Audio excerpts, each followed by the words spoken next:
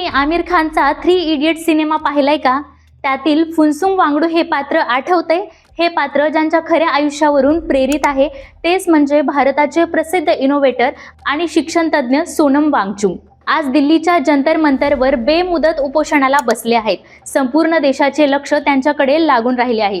देशाचे केंद्रीय शिक्षण मंत्री धर्मेंद्र प्रधान यांच्या राजीनाम्याची मागणी का केली जात आहे आणि वांगचुक यांनी मी जे सुरू केलं आहे त्याच्या अंतिम उद्दिष्टापर्यंत पोहोचल्याशिवाय थांबणार नाही असा ठाम निर्णय का घेतला आहे? लडाखच्या अस्तित्वाचा हा लढा नेमका काय आहे? चला संपूर्ण सत्य अगदी सविस्तर समजून घेऊया. नमस्कार, मी काजल. राष्ट्रभूमीमध्ये तुमचं मनपूर्वक स्वागत. सर्वात आधी हे समजून घेऊया की सोनम वांगचुक नेमके कोण आहेत. त्यांचा जन्म 1966 मध्ये लडाख येथे झाला. ते पेशाने इंजिनियर, शिक्षक आणि एक खंबीर पर्यावरणवादी आहेत. लडाखमधील शैक्षणिक आणि पर्यावरणीय प्रश्नांवर त्यांनी आयुष्यभर अफाट काम केले आहे. देशात आणि जगभरात त्यांची ओळख एक अत्यंत बुद्धिमान आणि प्रसिद्ध इनोव्हेटर म्हणून आहे. आमिर खानच्या ब्लॉकबस्टर 3 इडियट्स सिनेमातील फुनसुंग वांगडू हे पात्र सोनम वांगचुक यांच्या खऱ्या आयुष्यावरून प्रेरित असल्याचे म्हटले जाते. या चित्रपटानंतरच वांगचुक यांच्या अद्भुत कार्याची दखल संपूर्ण देशाने घेतली आणि त्यांना गल्लीपासून ते दिल्लीपर्यंत एक मोठी ओळख मिळाली. सोनम वांगचुक यांनी केवळ सिद्धांतावर काम केले नाही तर लडाखच्या शिक्षण पद्धतीत मोठी क्रांती घडवून आणली. 1988 मध्ये त्यांनी लडाखमध्ये विद्यार्थ्यांसाठी the students educational and cultural movement of Ladakh या विषय संस्थेची स्थापना केली. त्यांनी पुस्तकी ज्ञानाला फाटा देत पर्यायी शिक्षण पद्धत सुरू केली. स्थानिक गरजांशी जोडलेले शिक्षण आणि कौशल्यावर आधारित शिक्षण देऊन त्यांनी हजारो मुलांचे भविष्य घडवले. लडाख सारख्या वाळवंटी आणि कोरड्या भागात पाण्याचे भीषण संकट होते. यावर उपाय म्हणून त्यांनी आईस स्तूप म्हणजेच कृत्रिम हिमनद्यांची संकल्पना विकसित केली. हिवाळ्यात वाया जाणारे पाणी साठवून हे बर्फाचे स्तूप बनवले जातात. उन्हाळ्यामध्ये जेव्हा पाण्याची तीव्र टंचाई असते तेव्हा हे बर्फ वितळवून स्थानिकांना पिण्यासाठी आणि शेतीसाठी मुबलक पाणी मिळते.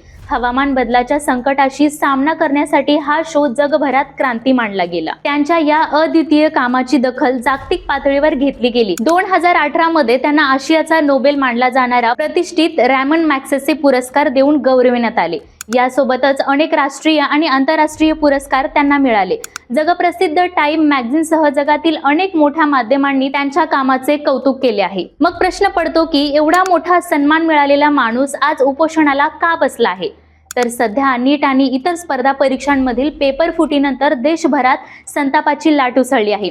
केंद्रीय शिक्षण मंत्री धर्मेंद्र प्रधान यांच्या राजीनाम्याची मागणी केली जात आहे. याच दरम्यान सरकारच्या शिक्षण धोरणाविरोधातील कॉक्रोच जनता पार्टीच्या आंदोलनालाही वांगचुक यांनी आपला जाहीर पाठिंबा दिला आहे. दुसरीकडे वांगचुक यांच्या मते तथाकथित विकासाच्या नावाखाली लडाखचे पर्यावरण आणि तिथली सांस्कृतिक ओळख मोठ्या धोक्यात आली आहे. लडाखला वाचवण्यासाठी त्यांनी 28 जून पासून बेमुदत उपोषण सुरू केले आहे. सोनम वांगचुक आणि लडाखच्या जनतेची मुख्य मागणी आहे की लडाखला संविधानाच्या 6व्या अनुसूची अंतर्गत विशेष संरक्षण देण्यात यावे. त्यांच्या प्रमुख 3 मागण्या खालीलप्रमाणे आहेत.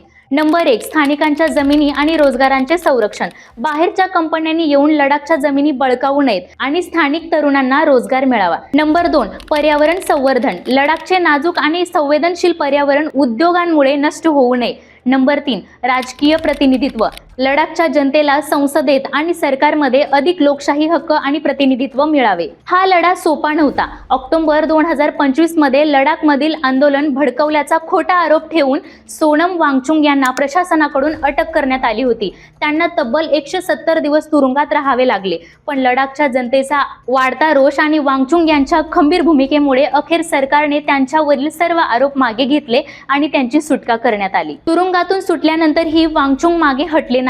लडाखच्या हितासाठी आणि आपल्या निसर्गाच्या संरक्षणासाठी त्यांचा हा लढा आज जंतर मंतरवर सुरूच आहे.